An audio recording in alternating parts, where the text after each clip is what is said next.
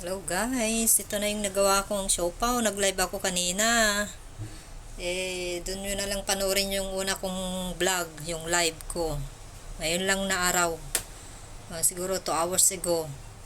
Pinalipas ko lang ito ng 1 hour, may get. Pinalubo ko lang muna, tapos saka ako nagpalaman. Kaya ito, tapos na. Kanina 16 yung bilang ko, no? Nadagdagan ko na rin na naging 20, so kasya na yan ng pang 5 days. Kasi 4 days lang kanina, so ay salamat. Nagkasya din. Di ako man problema ng lulutuin ko ng Friday morning. Kasi 16 kanina, 4 kami, tag-isa kami yan. Bawat may sobra pa ngayon na isa. Di pang merienda ng bata. Ayan. So, nakagawa na tayo guys ng siopaw ulit. Na may radish, spinach, saka potato, chicken and pork. Pinagsama ko yon. So, kalimutan ko pala, sorry guys, nakalimutan ko may sabihin sa inyo na may baking yes, kung may baking powder pa kayo, pwede rin pasabayan yung baking powder or kaya yes lang o kaya baking powder lang. Sanay ako sa baking powder sa Pilipinas, pero sa amo parang mas gusto niya yung yes. Ewan, siguro mas okay yung yes kaysa baking powder sa kanila. Nasanay na rin ako sa yes ngayon. Solo yes lang yon. So, ito guys, maganda to pang breakfast. Pang breakfast namin dito. Wala si amo, wala yung amo ko, hindi ako nag-day off. Saturday, bukas ako lalabas. Kaya gumawa na ako guys habang bakante ko, wala sila. Kaya malaya ako makagawa ng ganito na hindi nagmamadali. Kasi pag nandito si amo, nagmamadali ako. Siyempre, mula umaga, ang tanghali, gabi, nagluluto ako. Kaya mas imbes na magpahinga, awang wala sila, hindi ko inisip yun. Inisip ko na ako, busy ako pag nagawa ako nito pag nandito siya. Siyempre, nagluluto ako ng pagkain namin dalawa ng tanghali. Kaya ginawa ko na lahat guys para bukas malaya ako mag day off na walang iisipin, na hindi ako mamroblema kung anong papakain ko sa kanila. Bibili din naman sila pero konti lang. Yung itlog, root crops yung kasama nito, root crops, broccoli, pang salad, saka ito panaka kanin namin sa umaga breakfast. Ayan. Gawa na rin kayo guys. May mga vlog ako dyan sa una kong Just Kitchen Lifestyle. Ang aking channel. I-search nyo lang yung aking pangalan ng channel para mabilis lang. Tapos hanapin nyo. Latest marami akong bagong upload sa mga siopaw. Gustong matuto. Nandun yung mga ingredients niya. Mga recipe.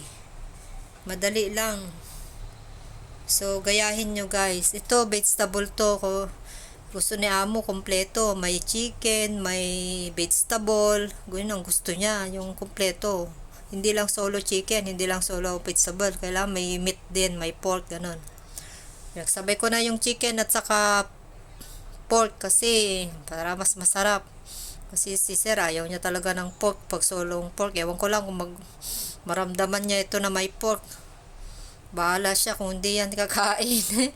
Pero pinagsabay ko talaga siya ng time. Pinagsabay ko yung pork saka chicken sa noodles ng lunch namin ni amo. Nagulat siya, daw yun. Sinabi ko kasi sobrang piniginiling ko yun. Hindi mo pero nalasahan niya. Pero yun, Joanne, sabi niya. Pero okay lang naman, masarap daw. Pinagsama ko yung chicken sa pork, sabi ko.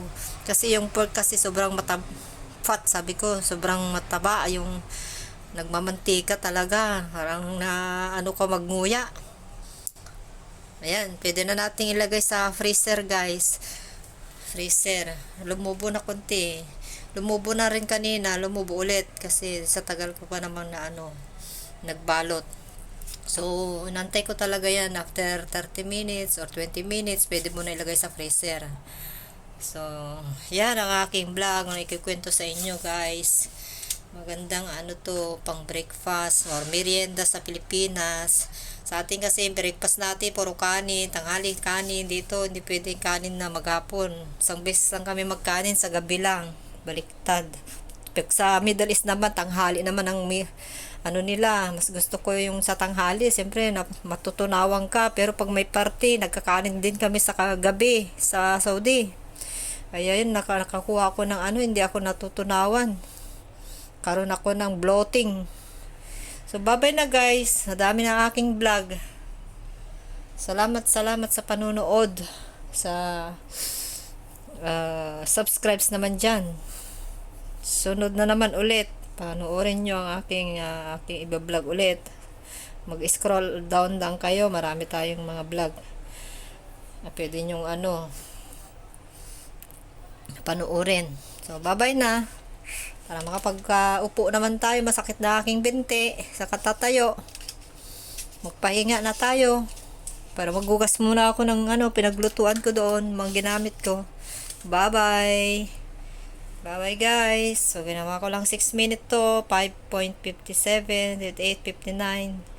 Bye.